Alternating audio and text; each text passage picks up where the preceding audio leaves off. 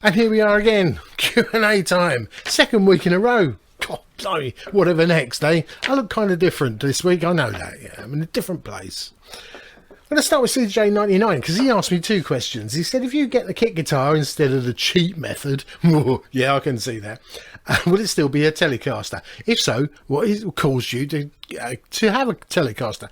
I love Telecasters, and I've got one, and it's not a very good one, and I think I could really actually do that, but there's a crack in the neck, and so it's actually a bit past it. It got damaged when I moved to Motor West Tower some 14 years ago, so bit of a shame that, so that's why I haven't done that one, and I will do one at some point. It actually was nailed to the wall for a number of years.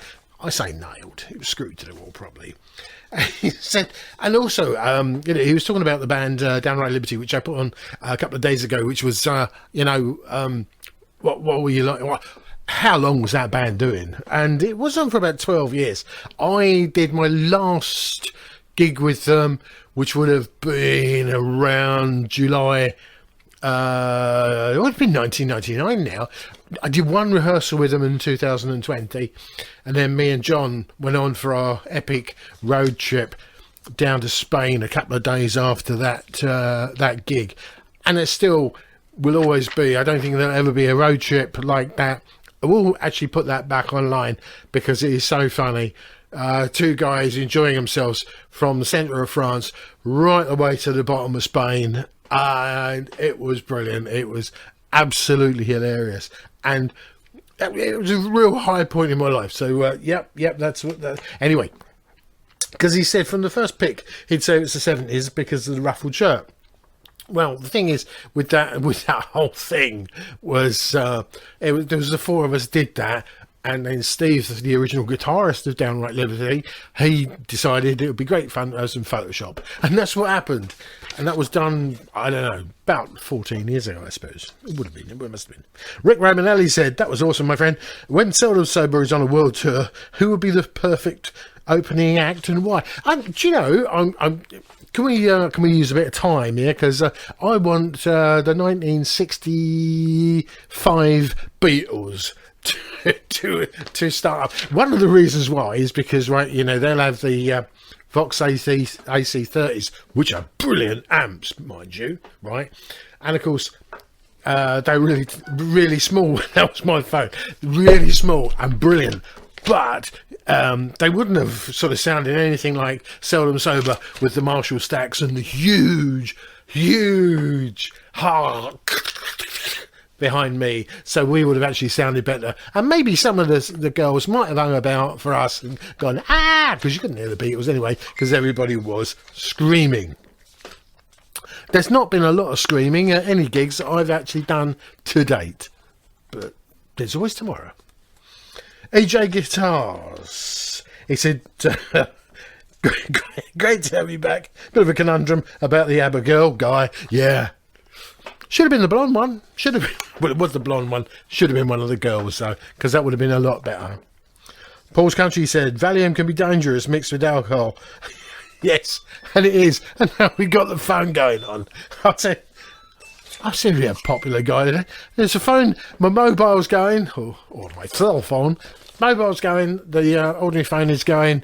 What is going on? How can I do a professional broadcast here from Motor West Towers? Anyway, he said, Valium mixed with alcohol. Yeah, I do it every day, actually, as it goes. Valium's to make me sleep. And because I'm bipolar and I go, wah! Sometimes I get a bit hyper. And so therefore I take that Valium at bedtime to make me sleep. And it just quietens me down generally. It's very nice. I didn't take it for many years, but just in the last few years, well, I don't know, last 6 months I've been sort of having one. But it's not a lot, not a big dose, but it just helps me sleep. Jeff Underwood said, you look a bit closed in your new studio. Yeah, that's in the bar, which is just over there. The world's smallest bar. We've had some brilliant laughs, some of which I wouldn't put on air. But we've had some great laughs around that bar. Oh, there. I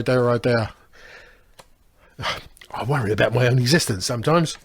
Anyway, do you have to crawl under the desk or go under? Well, actually, yeah, there is a door, and you open the door, but you have to go under the bar, which means you actually literally have to crawl in. I was going to do a lift-up bar, but the actual bar itself is this solid bit of oak, right? And it weighs an absolute ton, so that's why I didn't do it. It must be difficult to get in there after a few drinks. Yeah, glad to see you back. Have a great weekend. And I certainly did. Evil White Clown Punk. Because I was talking to him about his tractor, right? Because he said, because normally in the snow he's been out on his tractor, but I've now seen him play with his tractor. His question was, can you predict the number next Q&A will be?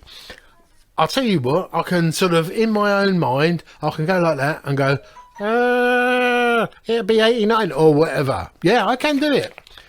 Pure telepathy. Or pure because I looked beforehand. Depends on which way you look at it. Random. Pete the courier driver. He said, ransom question for next week. I think it's random, but he said ransom. Have you ever worn a kilt and do you have a tartan? Well, the James Tartan indeed. Aye. It's a very dodgy. No, I've never worn a kilt. Although, certainly in Downright Liberty days, I actually did 2 gigs. Well, a couple of songs in gigs in a skirt and other things and high heels. Yes, I have done that. And whatever, and there is a film on the internet. I haven't got it, thank goodness. But there is this gig, and 2 different French guys snogged me, which was uncalled for, really. I could have done without that, but it was funny. But I've never worn a kilt, but I have worn a skirt on stage. Should I admit that? Probably not, but there you go. Oh no, Vox, he says, how many waves will it take? We're on our 3rd wave at this rate. It will take another 3 or 4 years before we can travel again. When will we see COVID 19.1, 19.2, or God fucking forbid, COVID 20? Good to see you back. Well, there's the thing. Hopefully, I'm waiting for my jab. I'm going to get the jab in the arm. I don't listen to all the bollocks about how it's going to kill me. I think COVID's more likely to kill me because if you've got any pre-existing medical conditions, we don't like conditions, but we've all got conditions. Get to my age, you've got a condition, mate, I tell you. Being alive is pretty good. So I'm going to take the jab as soon as I can, mate. And hopefully, very shortly, we'll be winging our way back down to Spain to have some time on the beach and play some gigs and have a laugh and be great. Finally, Pooh Ninja said, is it pronounced Brokes? Is it location, Locraine? Wait, what? Okay, big breakfast, boy. Beans on your toast it is then, yeah. Can you play in your garden after curfew? Or have you got to stay inside? I've got to stay inside because there ain't no air outside on the moon, but the view is amazing. I tell you what, Pooh, right? The old Valium can get me going. Whatever it is you take, I want some. But yeah, I was going to have my wedding reception on the moon, but turned out there was no atmosphere. Okay, that was a joke, all right. But I did go to a wedding of 2 television aerials. The wedding itself was rubbish, but the reception was brilliant. Until next week, my friends. Keep it rocking, keep asking me questions. Thank you for listening. Thank you for watching. And I'll be back next week and with some other things and goodness knows what. Cheers. Good luck to you.